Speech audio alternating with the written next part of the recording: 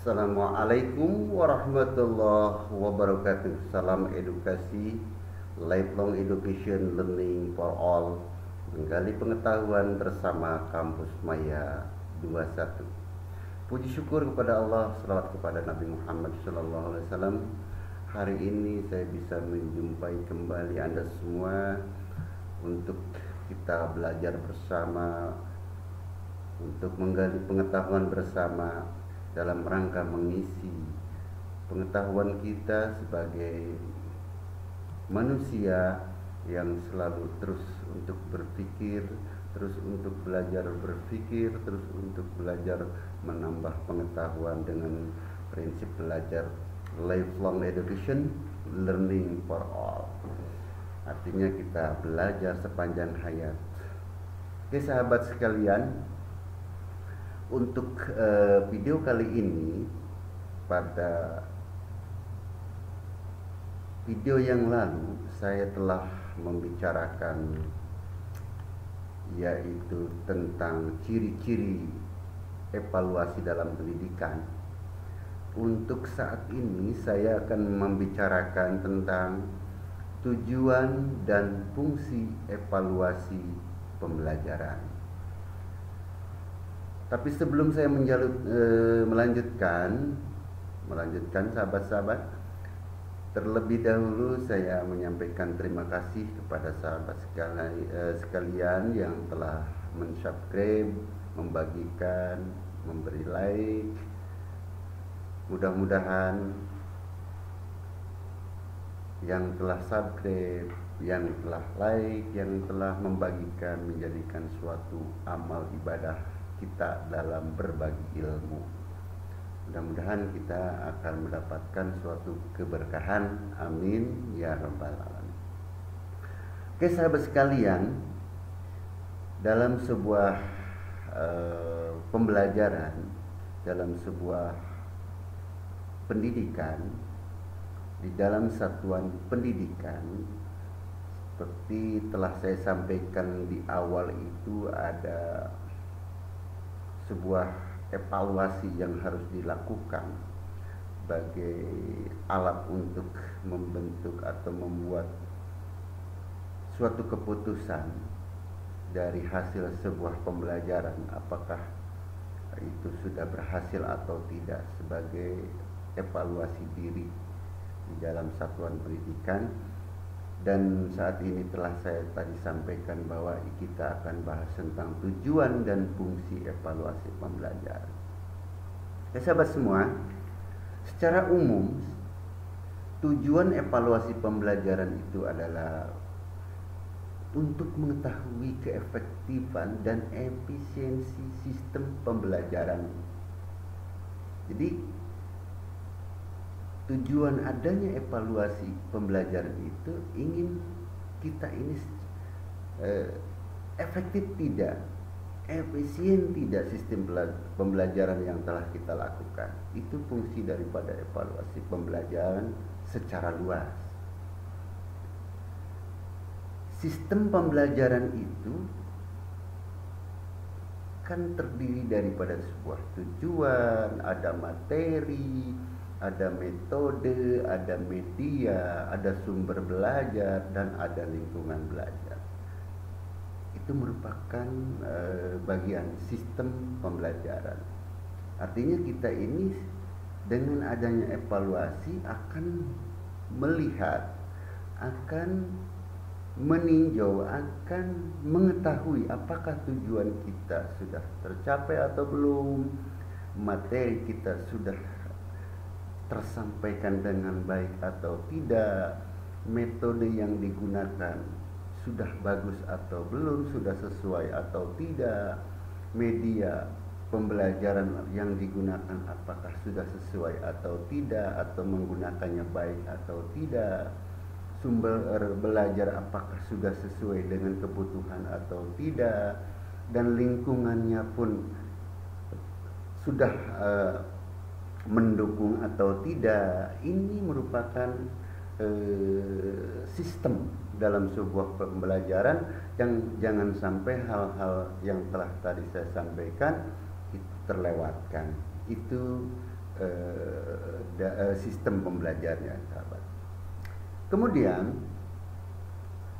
evaluasi pembelajaran juga, sahabat, ditujukan seperti tadi, kita ingin menilai efektif tidak nih strategi pembelajaran,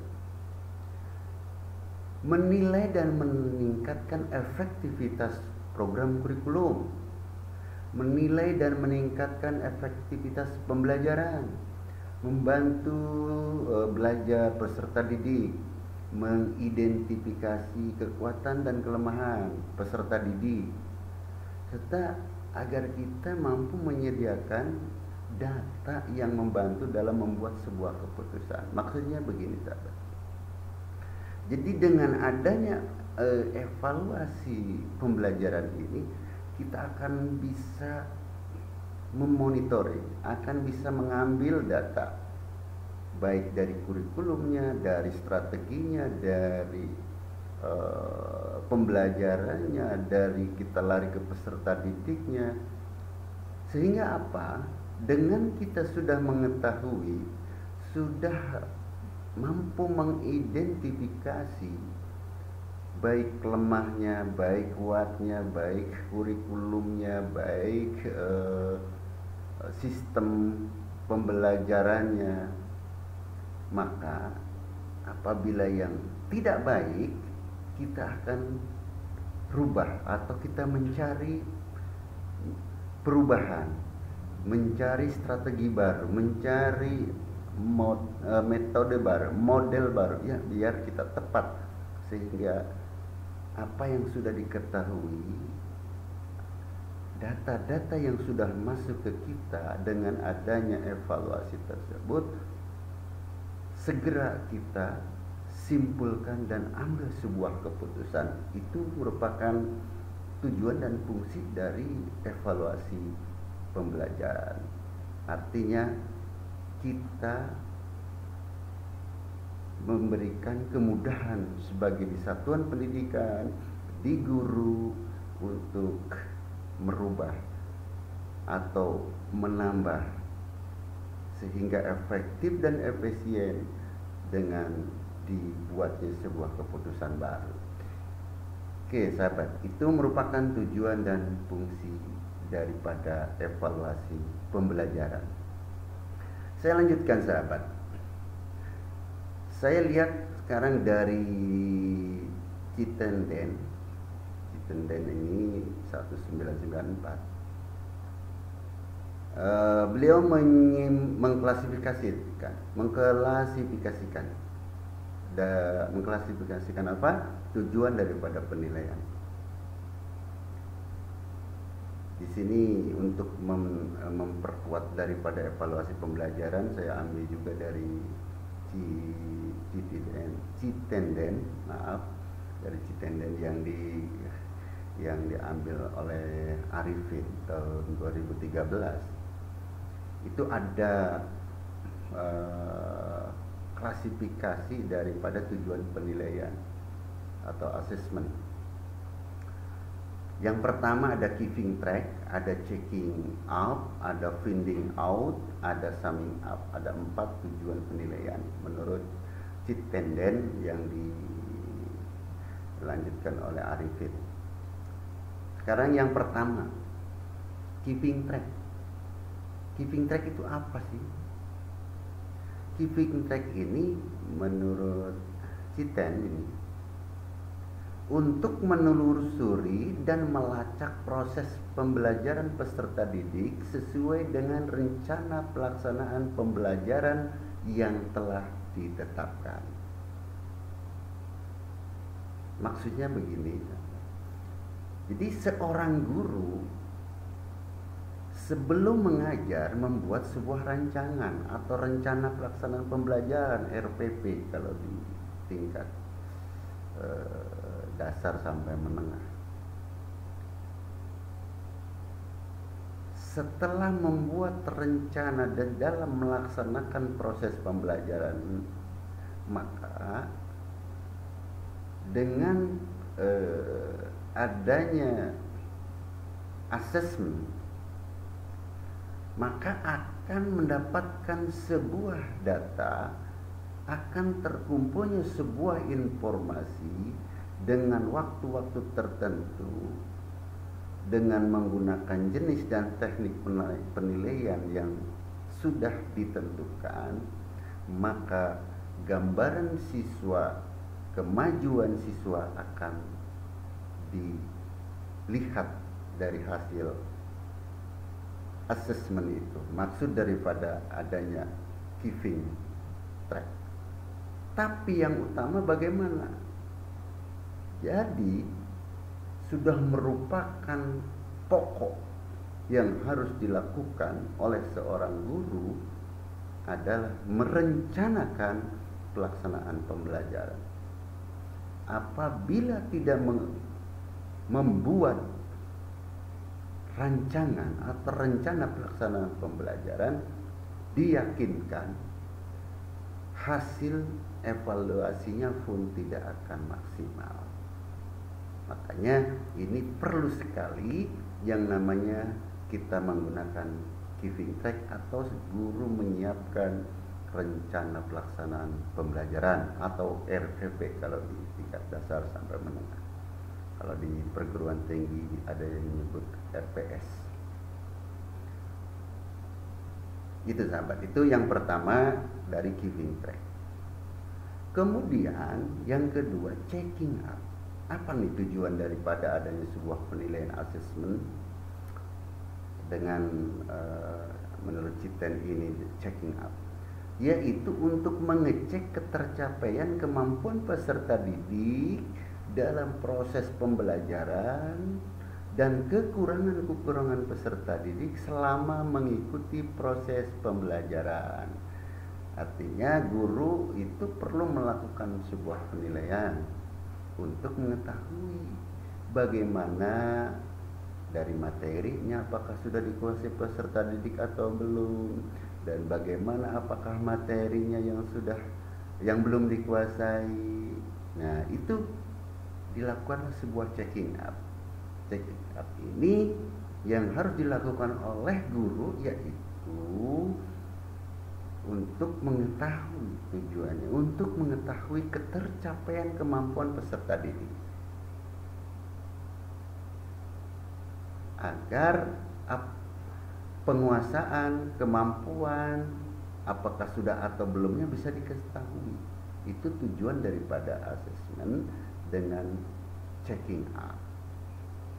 Jadi selama proses pembelajaran ini yang telah dilakukan dengan adanya suatu asesmen, adanya suatu dilakukan penilaian, maka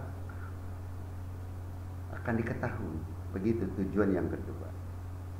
Yang pertama tadi giving track, yang kedua checking out. Yang ketiga sahabat, finding out. Bagaimana finding out itu? Finding out ini untuk mencari, untuk menemukan dan mendeteksi kekurangan, kesalahan atau kelemahan peserta didik dalam proses pembelajaran. Sehingga dengan kita mengetahui kelemahan, kekurangan peserta didik dalam proses pembelajaran, maka hingga kita sebagai pendidik itu dengan cepat akan mencari cepat alternatif, dengan cepat mencari alternatif solusinya. Kalau kita kelemahannya dari metode, kita segera rubah metode. Kalau kita kesalahan atau kekurangan kelemahannya dari model, maka segera rubah model pembelajaran. Kalau memang kurang dari media, segera tambahkan media.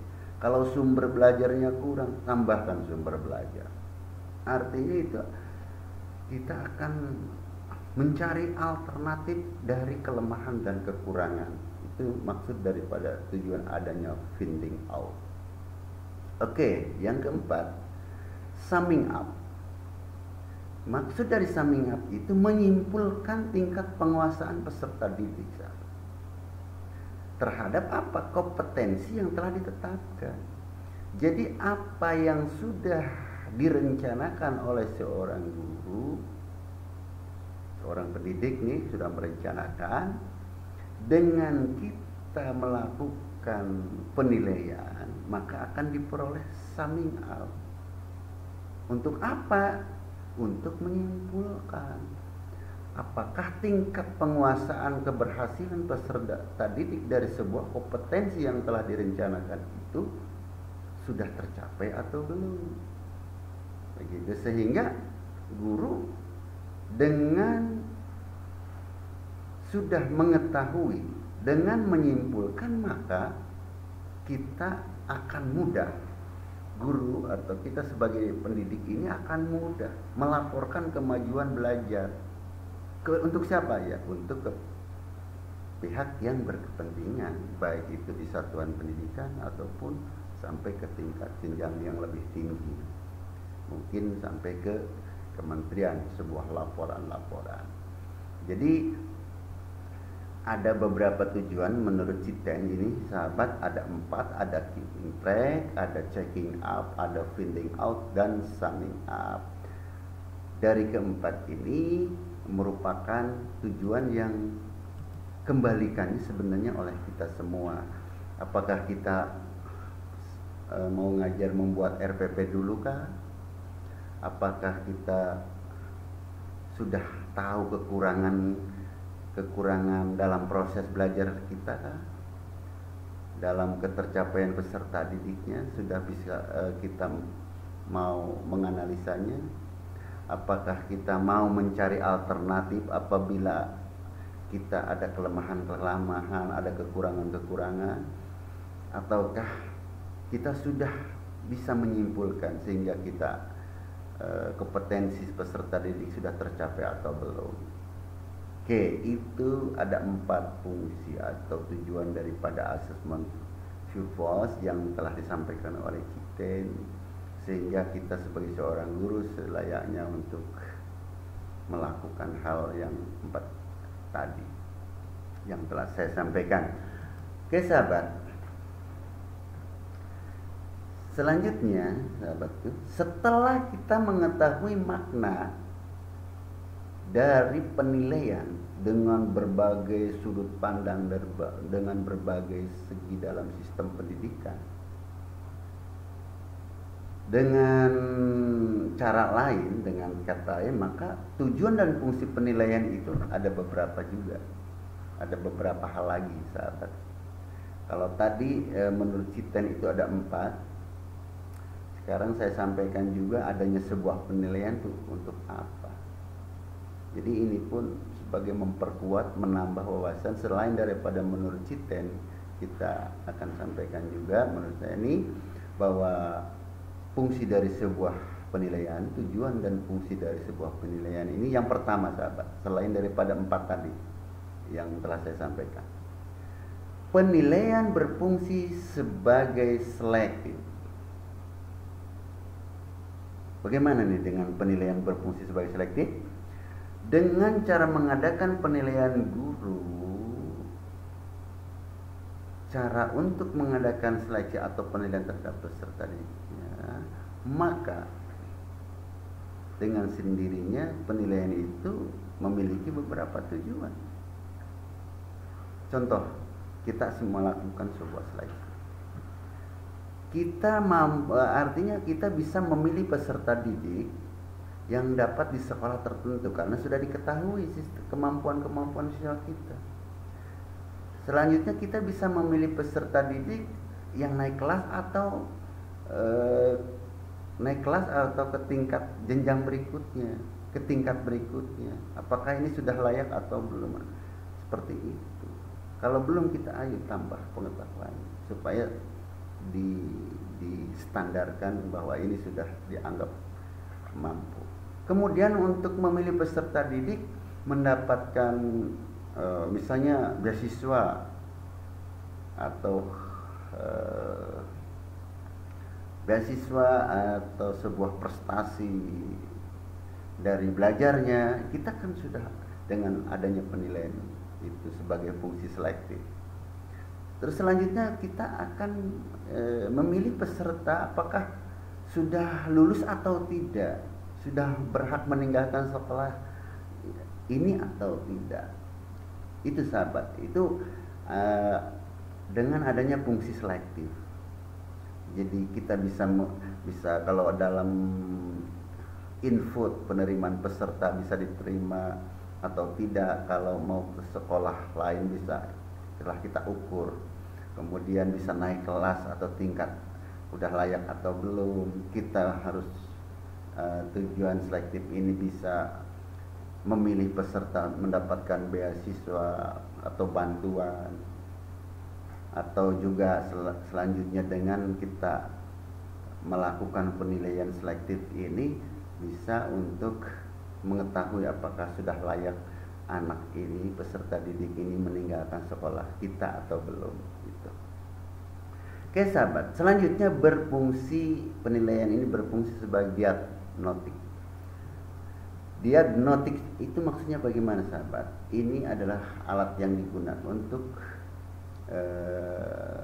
memenuhi persyaratan, karena dengan melakukan fungsi diagnostik ini kita akan melihat hasil. Jadi melihat hasil apa? Kita ini sebagai pendidik akan bisa mengetahui kelemahan peserta didik. Di samping itu juga kelemahan itu disebabkan oleh apa.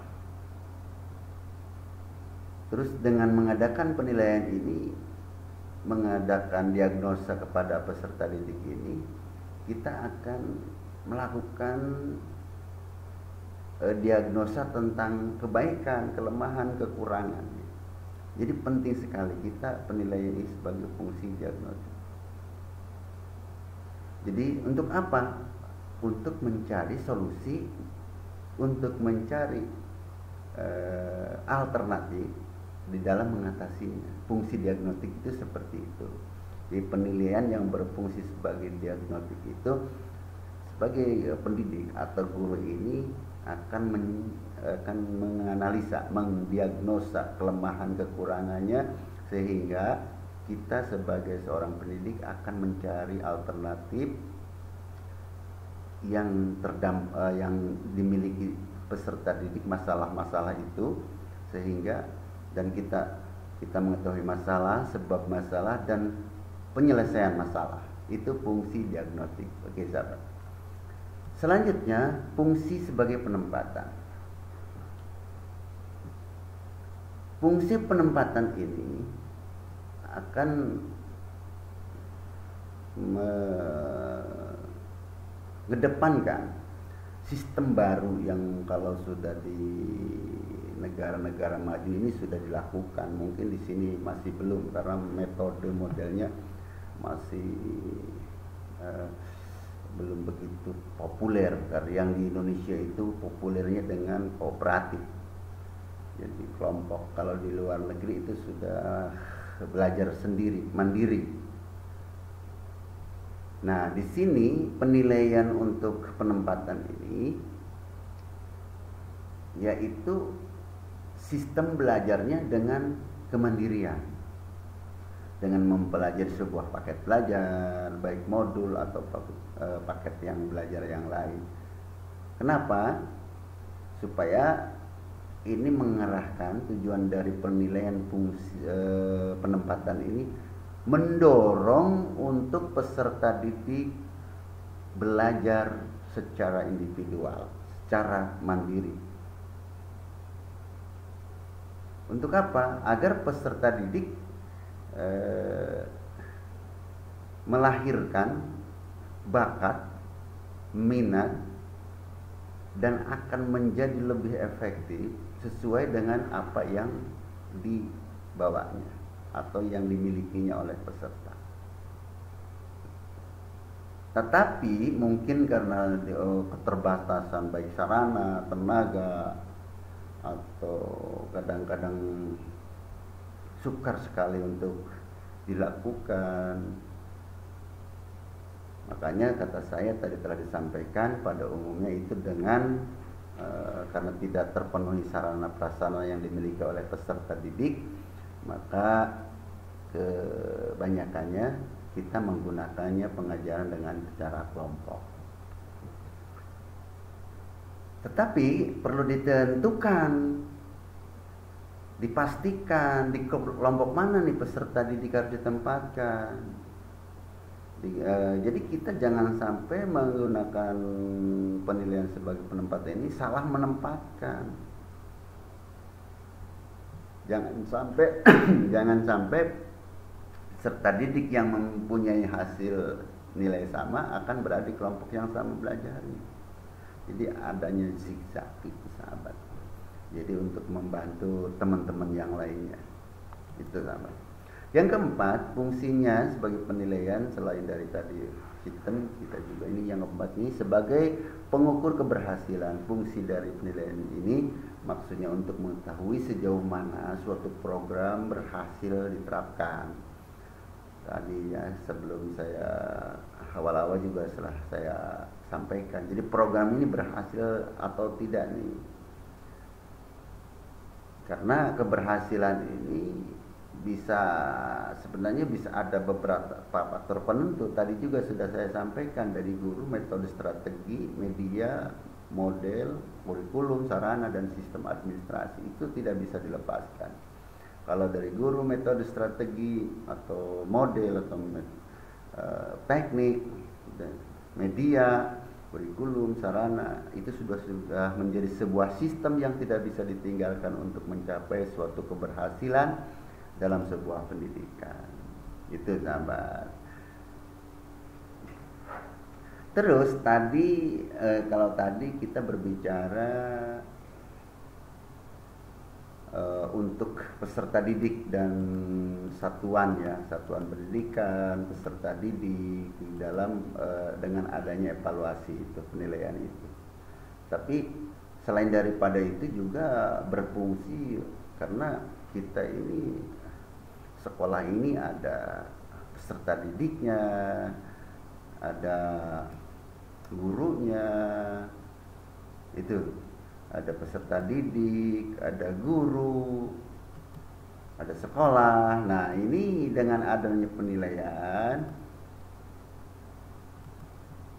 jadi kita akan kalau tadi kan kita akan mengukur dari metode, strategi, apakah ada lemah atau kekurangannya, apakah kekurangannya dari metode atau dari kurikulumnya atau dari sarana, dari media. Tadi kan seperti itu. Kalau sekarang ini kita akan karena di dalam sekolah itu ada peserta didik, ada guru, ada sekolah. Pendidikan gitu. Pendidikan kan ada peserta didik, ada guru, ada sekolah. Dan ditambah lagi masyarakat sebagai yang menitipkan di sekolah-sekolah itu atau wali murid. Nah, dengan adanya sebuah penilaian, maka ini akan kita akan kita memberikan manfaat gitu. Jadi ini tujuan penilaian itu kira-kira ada manfaatnya untuk siapa? Baik peserta didik, guru, sekolah, dan masyarakat. Jadi itu sahabat-sahabat sekalian, di dalam kita di tujuan dan fungsi evaluasi pembelajaran itu telah saya uraikan baik melalui Citen atau melalui para ahli, para pakar di dalam pendidikan.